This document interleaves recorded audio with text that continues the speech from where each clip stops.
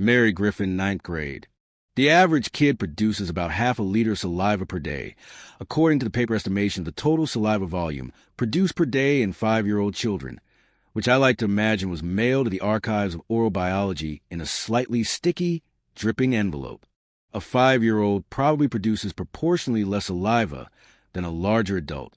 On the other hand, I'm not comfortable betting that anyone produces more drool than a little kid. So let's be conservative and use the paper's figure.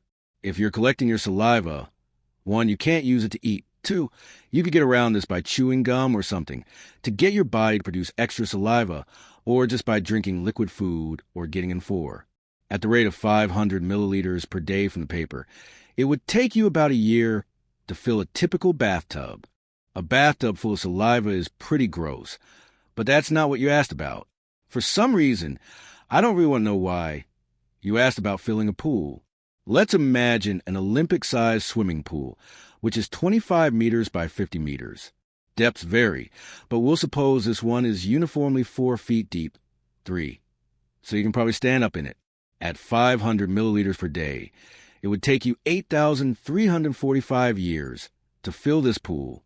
That's a long time for the rest of us to wait. So let's imagine you went back in time to get started on this project early. 8,345 years ago, the ice sheets that covered much of the northern parts of the world had mostly receded, and humans had just begun to develop agriculture. Let's imagine you started your project then. By 4000 BCE, when the civilizations of the Fertile Crescent had begun to develop in modern-day Iraq, the saliva would be a foot deep, covering your feet and ankles.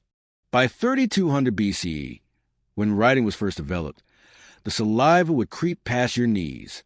Around the mid-2000s BCE, the Great Pyramid was constructed and early Mayan cultures emerged. At this point, the saliva would be getting close to your fingertips if you didn't lift your arms up. Around 1600 BCE, the eruption of a huge volcano in the Greek island now known as Santorini caused a massive tsunami which devastated the Minoan civilization, possibly causing its final collapse. As this happened, the saliva would probably be approaching waist deep.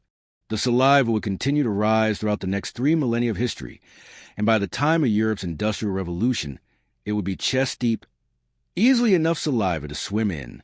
The last 200 years would add the final 3 centimeters, and the pool would finally be filled.